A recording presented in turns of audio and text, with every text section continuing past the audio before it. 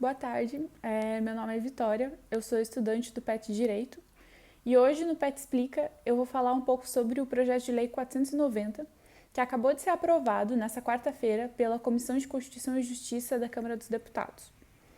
Esse projeto de lei altera diretamente o regime de demarcação de terras no Brasil. Ao decorrer do vídeo eu vou explicar um pouco como que ocorre essa questão da demarcação de terras hoje, para que a gente possa entender no que o projeto de lei altera esse regime e por que ele é tão grave. A gravidade do projeto pode ser percebida na resistência dos povos indígenas a esse projeto.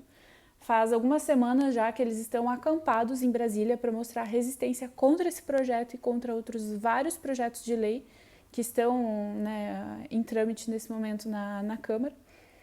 A ideia principal desse vídeo é trazer um pouco essa discussão para dentro do direito, para que a gente entenda como que esse PL altera diretamente o regime da demarcação de terras e para que a gente possa também discutir certas inconstitucionalidades dentro deste projeto de lei, que esperávamos que seriam discutidas pela Câmara, na Comissão de Constituição e Justiça, mas não foram.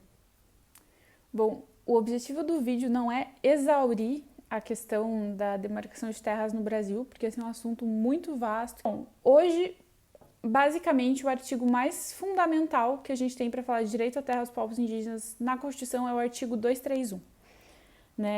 Esse artigo, entre outras tantas coisas, define como terras tradicionalmente ocupadas pelos indígenas, no seu parágrafo 1º, aquelas que são habitadas em caráter permanente, utilizadas para atividades produtivas, imprescindíveis à preservação dos recursos ambientais necessários a seu bem-estar e as necessárias à sua reprodução física e cultural segundo seus usos, costumes e tradições.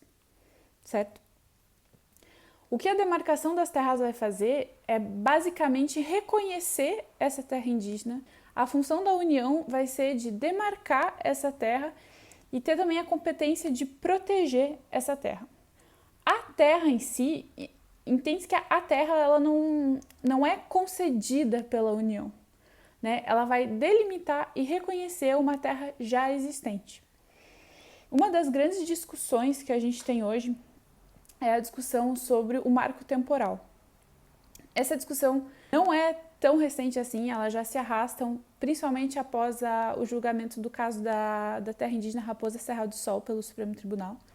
De um lado, a gente tem a tese do marco temporal, que vai reconhecer o direito dos povos indígenas de reivindicar as terras apenas que estavam em sua ocupação no dia da promulgação da Constituição de 1988. Ou seja, terras que estavam ocupadas por esses povos em 5 de outubro de 1998. Essa tese do marco temporal, ela vai contrastar diretamente com a teoria do indigenato, que é conhecida assim, que reconhece a terra como esse direito originário. Sendo um direito originário, ela é um direito muito anterior à própria existência do Estado, né? Que é essa ideia que vai reconhecer que a União, o Estado, apenas reconhece, protege e demarca a terra indígena. A tese do marco temporal é uma ameaça imensa para os direitos dos povos indígenas, porque, 1988 é um marco muito recente, quando a gente para pensar o histórico de lutas, de resistências e, sobretudo, de deslocamentos forçados a que as populações indígenas do Brasil foram obrigadas, né? Frente a isso, vai ter uma resistência muito grande dos indígenas, sobretudo com a frase de que a nossa história não começa em 1988, né? Em que eles vão frisar essa questão de que há um histórico de resistências e de deslocamentos forçados muito anterior a isso. Essa questão do marco temporal está sendo analisada, debatida pelo Supremo já há um tempo. Uma das questões mais polêmicas nisso, eu não vou entrar tanto em detalhes, mas tem um parecer da Advocacia Geral da União que defende essa tese do marco temporal, que foi suspenso recentemente pelo ministro Fachin. E agora, no dia 30 de junho, ou seja, na semana que vem, a gente vai ter o julgamento de um caso que está no STF há um certo tempo, que vai discutir diretamente essa questão do marco temporal e é um caso de repercussão geral, ou seja, o que for decidido pelo STF nesse caso se aplica a outros casos que se encontram na mesma situação no Brasil. Ou seja, terras que estão nesse processo de demarcação, mas que acabam sendo paradas por essa discussão do marco temporal. É importante frisar que 30 de junho o Supremo vai discutir esse marco temporal. Não há ainda na jurisprudência uma decisão sobre o marco temporal. Esse assunto está suspenso, aguardando decisão que deve ocorrer agora no dia 30. Ocorreu a suspensão desse parecer pelo ministro Fachin, enfim, a questão está sendo discutida. Isso é fundamental para a gente entender no que esse projeto de lei ele é tão grave. Hoje, a demarcação de terras indígenas ocorre mediante um decreto do presidente da República. Então, a competência da homologação dessa terra é diretamente do Poder Executivo. É um processo bem complexo. As disposições sobre esse processo de demarcação de terras estão no decreto 1775 de 1996. O processo envolve, primeiramente, um estudo de identificação que vai ser feito por antropólogos, enfim. Posteriormente, a gente tem a aprovação desse relatório pelo presidente da FUNAI e depois a abertura de uma fase de contestação, em que todos os interessados, estados e municípios, podem exercer o seu direito contraditório nesse procedimento administrativo. Após, a gente tem declaração dos limites da terra indígena pelo Ministério da Justiça. Nesse momento, ele pode solicitar mais informações, enfim, ou declarar esses limites. Posteriormente, demarcação física, homologação, que se dá por um ato do presidente da República, por meio de um decreto, e posteriormente o registro. Mas então, por meio desse decreto, a gente vê que as pessoas podem se manifestar, os interessados, eles podem intervir nesse procedimento. Esse projeto de lei, ele vem sendo debatido e questionado pelos povos indígenas já faz um certo tempo. E quando a gente analisa o processo de aprovação dele pela CCJ, foi um procedimento extremamente corrido. A presidência da CCJ hoje é a cargo da deputada Bia Kicis. A deputada Bia Kicis é uma das conhecidas apoiadoras do atual presidente da República. A relatoria desse substitutivo que foi aprovado é do Arthur Lira, presidente da Câmara. Quando a gente analisa a sessão da CCJ, eu assistia a sessão de quarta-feira, a gente tinha uma deputada presente, indígena, que é a Joênia Wapichana. E quando a gente vê a sessão, essa deputada ela pede direito de palavra várias vezes e é negado. Enfim, não foi realizada audiência pública com os povos indígenas para ouvir, os povos indígenas, o que eles tinham a dizer sobre a questão. Enfim, um projeto de lei aprovado completamente às pressas. Tem que aproveitar o período da pandemia para passar a boiada, enfim, porque é um projeto muito grave. O que esse projeto de lei muda? Esse projeto de lei, no seu artigo 4º, ele insere na lei a tese do marco temporal. Aquela tese do marco temporal que está sendo ainda discutida pelo Supremo Tribunal Federal, que é uma interpretação que vai ser discutida agora no dia 30 de junho. Aqui eu vou ler o artigo. Artigo 4º. São terras tradicionalmente ocupadas pelos indígenas brasileiros aquelas que, na data da promulgação da Constituição Federal de 1988, eram simultaneamente, e aí ele vai descrever os incisos do artigo 231, parágrafo 1º. Então, assim, só nessa questão do marco temporal a gente já tem muita discussão, porque foi na quarta-feira, no dia, portanto, 23 de junho, foi aprovado um projeto de lei ordinária que insere na lei, que na verdade é uma modificação a uma disposição da Constituição da República. Para quem é da área do direito, esse problema acaba sendo bem claro, porque a gente sabe que para alterar uma disposição da Constituição Federal é preciso uma proposta de uma PEC, que é uma proposta de emenda à Constituição. As PECs contam com um quórum específico, um procedimento específico, porque o procedimento ele deve ser mais rígido. Não é qualquer projeto de lei que pode alterar a Constituição da República. Em toda a justificativa do projeto de lei é mencionado o parecer da AGU, que está suspenso, e eles falam constantemente em inserir na lei uma disposição jurisprudencial. Não existe jurisprudência a respeito porque a questão não foi sequer julgada pelo STF.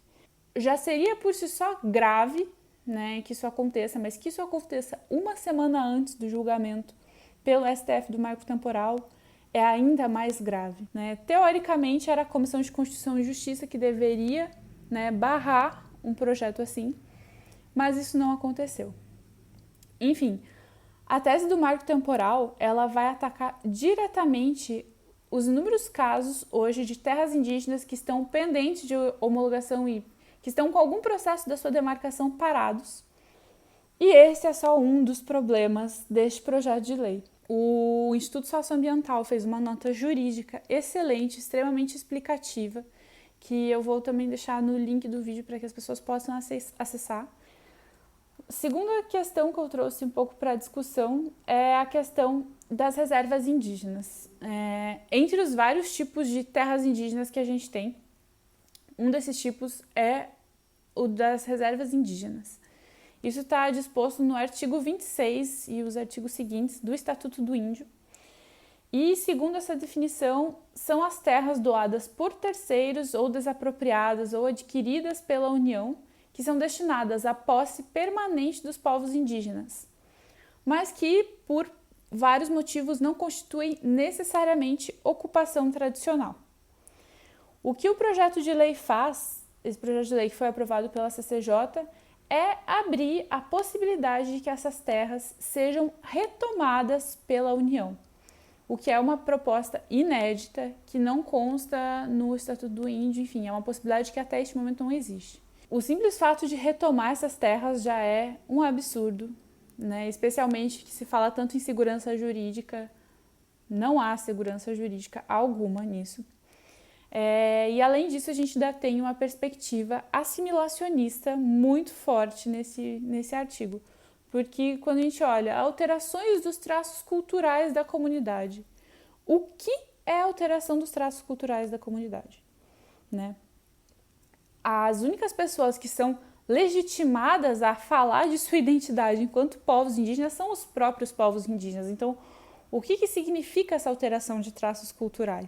Essa disposição abre margem para uma interpretação completamente absurda do que significa a identidade dos povos indígenas hoje. Contraria diretamente a Convenção 169 da OIT, contraria diretamente o artigo 231 da Constituição, que em seu parágrafo 4º diz que são inalienáveis as terras, e ainda contraria o parágrafo 5 do artigo 231, que veda a remoção dos indígenas de suas terras, salvo em situações excepcionais, que, se eu não me engano, eles colocam como epidemias ou outras situações que devem ser debatidas e aprovadas pelo Congresso antes. Esse artigo em específico abre uma situação muito complicada para a remoção desses povos. Segundo o Instituto Socioambiental, hoje, mais de 66 áreas no Brasil são classificadas como áreas indígenas reservadas. Uma população de mais de 70 mil pessoas nessa situação. Ainda, né, nós temos uma alteração bem problemática no processo em si da demarcação. Primeiro, porque a competência, né, de demarcar a terra indígena, ela passa do Poder Executivo, hoje isso acontece por meio de um decreto do Presidente da República, para o Poder Legislativo. A justificativa que os deputados deram no momento da CCJ foi de afirmar que isso deveria ser amplamente debatido no Congresso, que o local de discussão para uma questão tão ampla como as terras indígenas é o Congresso.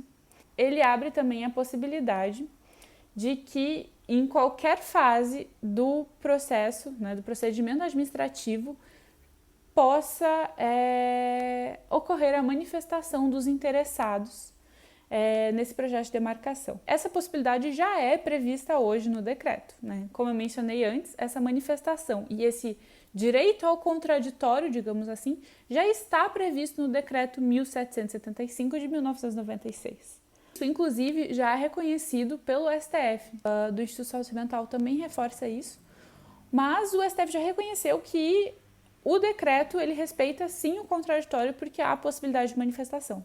Mas, como em qualquer procedimento, em qualquer processo, há prazos para isso.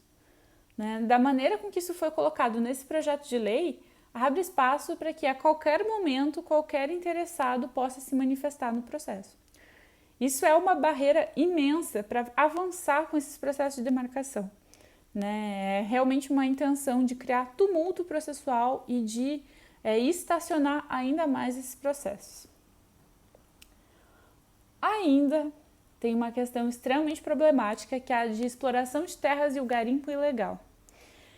O artigo 20 do projeto de lei estabelece uma série de restrições ao usufruto dos povos indígenas à sua terra, né? E, ao mesmo tempo, ele também abre espaço para, de certa forma, legalizar a atividade garimpeira nas terras indígenas. O artigo 231, parágrafo 2º, fala que as terras tradicionalmente ocupadas pelos índios destinam-se à sua posse permanente, cabendo-lhes o usufruto exclusivo das riquezas do solo, dos rios, dos lagos nelas existentes. Parágrafo 3º, ele menciona que o aproveitamento dos recursos hídricos, potenciais energéticos, pesquisa e lavra das riquezas minerais só podem ser efetivados com autorização do Congresso Nacional, ouvidas as comunidades afetadas. E no parágrafo 7º, ele menciona que não se aplica a terras indígenas o disposto do artigo 174, parágrafo 3º e 4º, que é basicamente o artigo que vai abrir espaço para a regulamentação da atividade mineradora, atividade garimpeira. O artigo 20 do projeto de lei 490 estabelece essa série de restrições aos usufrutos e também abre essa possibilidade de certa forma, legalizar a atividade garimpeira, né? O artigo 20, inciso 3º, afirma que o usufruto não abrange, entre aspas, a garimpagem nem a faiscação, devendo, se for o caso, ser obtida a permissão da lavra garimpeira. Isso é extremamente problemático, porque se eles não possuem usufruto, isso significa que outras pessoas podem explorar essa atividade. Mas, ao mesmo tempo que outras pessoas poderiam explorar essa atividade, isso não é permitido pelo parágrafo 7 da Constituição. Então, essa proposta é extremamente ligada com outro projeto de lei, que é o projeto 191, se eu não me engano, de 2020, projeto 191 de 2020, que é o projeto que vai permitir a mineração em terras indígenas, né? Esse projeto, inclusive, está na lista de projetos prioritários do presidente da República e foi encaminhada ao presidente da Câmara, Arthur Lira, no começo desse ano. E nesse projeto de lei que passou agora na CCJ, o 490, a gente já pode ver uma certa abertura para essa discussão.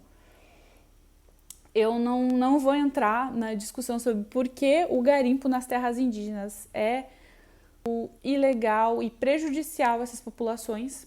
Só com base nas notícias recentes a gente já consegue ver, né? Faz muito tempo que as comunidades Yanomami pedem a retirada dos garimpeiros das suas terras indígenas, que disseminam doenças, que espalham violência para as populações e que também destroem a região, né? Isso não é de hoje, a gente tem vários relatórios desenvolvidos pelos Yanomami, o principal deles é o Chauara, Rastros da Covid-19 no Brasil, em que eles solicitam a retirada desses garimpeiros ao STF, porque a terra indígena Yanomami já é homologada, já é uma terra demarcada, mas ainda assim eles têm problema com o garimpo.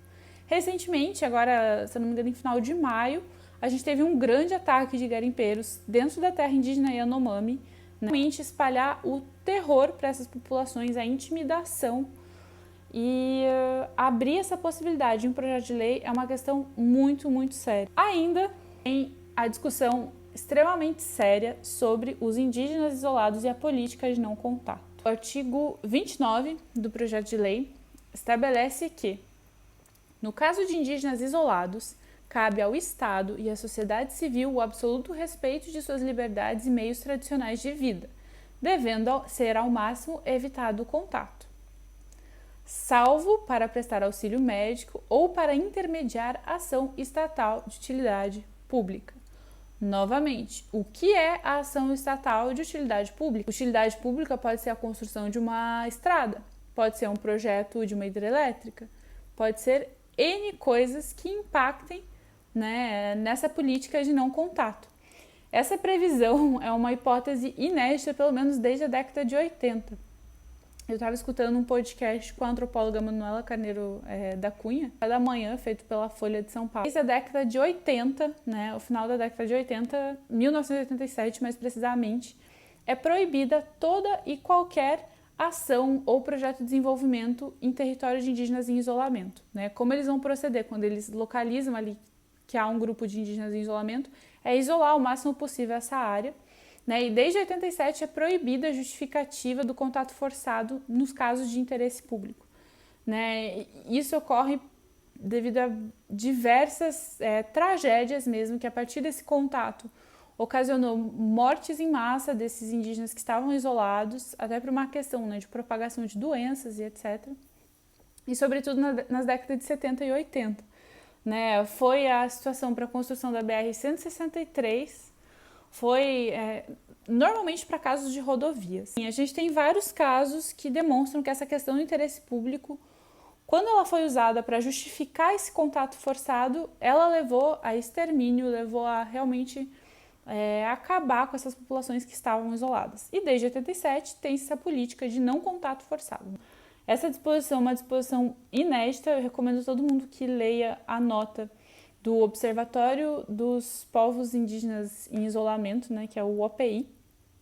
E é uma situação assim inédita e completamente absurda, né, para esses povos que estão em isolamento. Isso só para citar algumas das disposições desse projeto de lei. Não mencionei todas as questões aqui.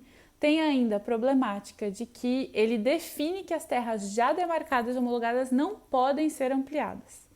Né? É muito complicado definir isso numa lei, porque a gente não sabe, né, o que pode ter em questão interpretativa, em questões históricas, antropológicas que a gente encontra. Né? Então é de fato um compromisso, né, esse projeto de lei assina um compromisso em não demarcar mais terras do que aquilo que já existe. E ele abre ainda a possibilidade de que terras, né, que existem hoje sobre esse domínio de reservas deixem de ser reservas. Né? Então, não vai se ampliar aquilo que já existe e também há a possibilidade de perder aquilo que já existe. Né? É um projeto extremamente danoso para aquilo que se refere à luta pela terra dos povos indígenas no Brasil. Infelizmente, não é o único projeto de lei problemático. A gente tem vários, como o próprio projeto de lei que determina a regularização da mineração em terra indígena, mas realmente esse projeto coloca muitas questões em jogo. Como os indígenas estão se mobilizando contra esse projeto de lei? Faz anos, né? Não é de hoje, e a cada momento que esse marco temporal volta à discussão, os indígenas se mobilizam, alguns grupos se deslocam até Brasília, enfim, para fazer realmente pressão contra essa votação. Uma das grandes referências é a articulação dos povos indígenas do Brasil. E no caso específico desse PL, né, que afeta de maneira geral todos os povos indígenas do Brasil, o acampamento Levante pela Terra, em Brasília. São vários grupos de várias terras indígenas por todo o Brasil que estão se deslocando para lá. Por exemplo, alguns indígenas, né, da terra indígena Jaraguá fecharam a rodovia Bandeirantes em São Paulo hoje de manhã, na manhã do dia 25. Aconteceram também bloqueios de rodovias no Maranhão, aqui no sul do Brasil, em várias regiões também, no Paraná. Em Brasília, esse acampamento, né, os povos indígenas que estão lá estão precisando de ajuda, de doações e, sobretudo, que a informação circule. Né? Tem uma carta, né, desse acampamento Levante pela Terra, que pede o arquivamento desse projeto de lei, decisão contra o marco temporal e o arquivamento ou a rejeição de outros tantos projetos de lei que também estão tramitando. Bom, como auxiliar e como se informar? Separei algumas fontes que podem ser úteis para quem tem interesse em acompanhar essa luta e principalmente difundir informações, né? Para as pessoas que não podem realizar doações, para as pessoas que não podem se deslocar até Brasília, mas que podem, talvez, né, difundir informação e acompanhar, né, o que está acontecendo. A gente tem um podcast que se chama Copiou Parente, para os povos indígenas. A gente tem todas as redes da APIB, a gente tem as redes do Instituto Socioambiental, também publicam várias coisas. Temos as redes da Teia dos Povos.